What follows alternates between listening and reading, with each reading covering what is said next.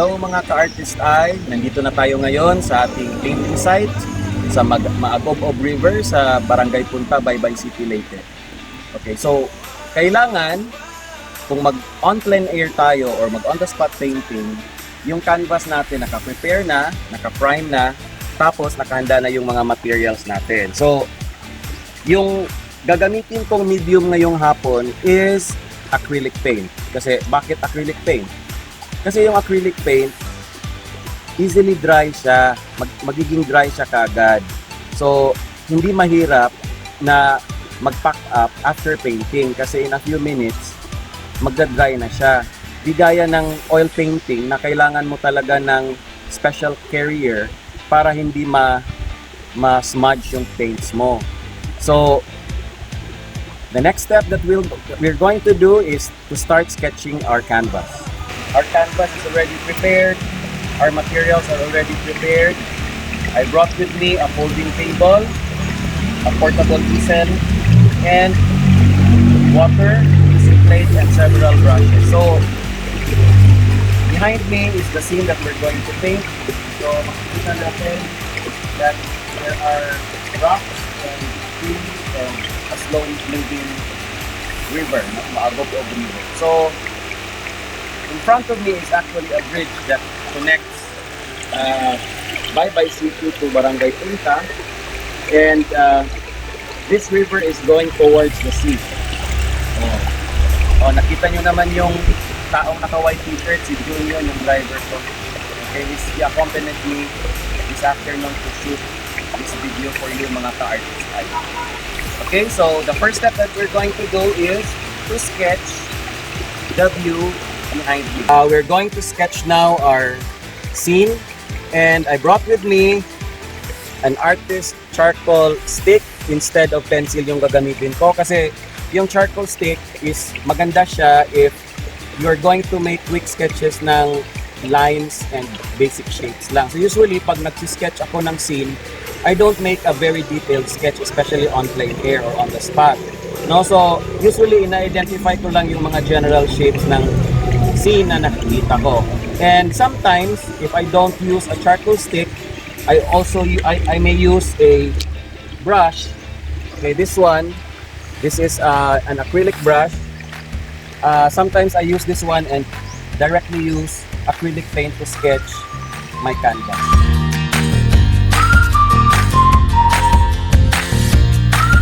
Ginagawa ko, I made first a horizontal line for the horizon to establish yung horizon natin kasi wala namang horizon sa unahan. So, I just try to make an imaginary horizon where my eye can focus kung saan nag-originate yung river natin. No? So, and I also made simple indications of trees and also the background hills from beyond. So later, makikita nyo na unahin ko pag-paint yung background, then moving foreground na tayo. The step that we will do is sketch natin. We will try to trace the lines I've made with charcoal pencil. So I'll be using red to trace the lines because red is easy to erase later on kasi it's a derivative of brown. It's a warm color, so madali lang natin ma-cover yung red lines natin later on in the subsequent layers.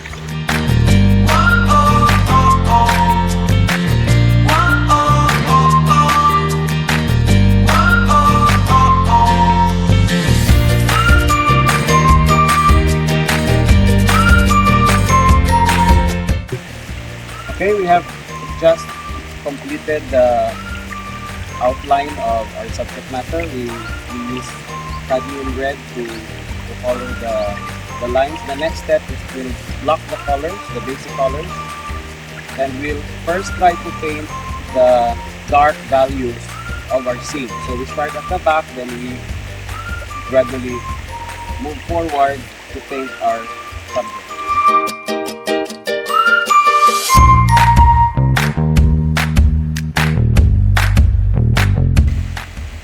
We had a short break for about 5 minutes because it rained. So babalik na tayo ulit sa sinatrabaho natin. So, and you notice that I applied the base colors on our surface. So these are mostly identifying the warm and cool colors in our painting. So some of the rocks here and stones were not painted, while the bigger ones were painted with warm colors, and each background were painted with cool colors. So you notice this dark color is our water. So later on, we'll try to emphasize the surface of this by providing highlights. So we applied warm colors to some of our rocks and also to our tree, and then we made some of the vegetation in the background a little bit brighter. So one important tip is be careful on the use of yellow, because if you use more yellow, you cannot create the illusion of distance. So use green that are cooler and reserve the brighter greens later on towards the completion stage.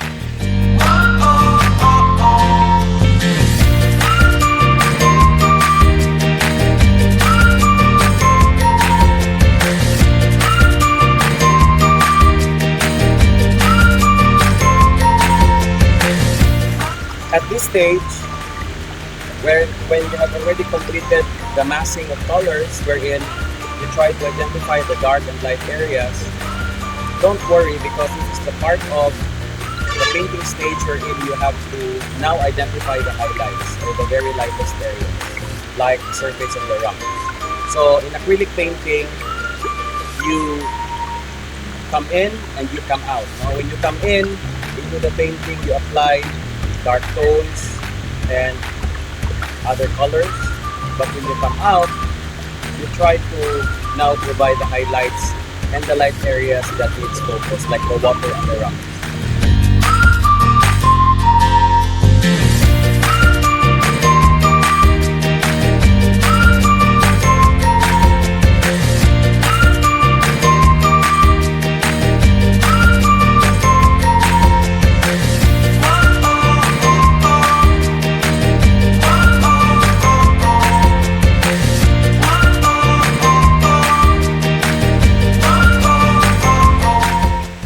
Okay, we'll change our brush to the round, pointed round and flat type of brush. This is a number 3 and a number 6.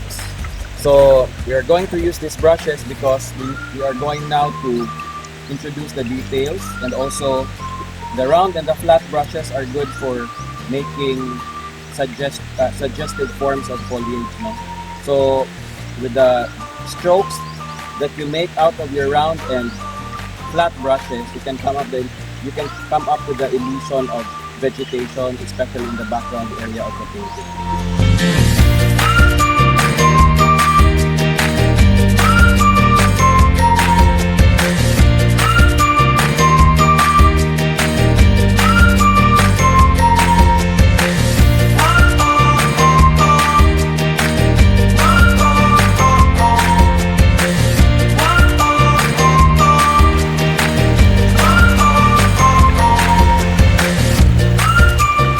Okay, our painting is almost finished. So the most important tip that I can give you when you do an on-the-spot painting is learn how to stop. Okay, view your painting every now and then, and if you feel you have already captured the essence of your painting, kung nakuha mo na yung gusto mong makuhang forma at kulay ng yung painting, then dapat mag-sign ka na, signature ka na, or i-finish yung painting mo, tapusin yung painting mo sa studio if you feel that there are still certain details that are lacking in your painting. So it's good that you back up your on-the-spot painting session with photos from a camera so that you can use them as a reference for your finishing touches in the studio.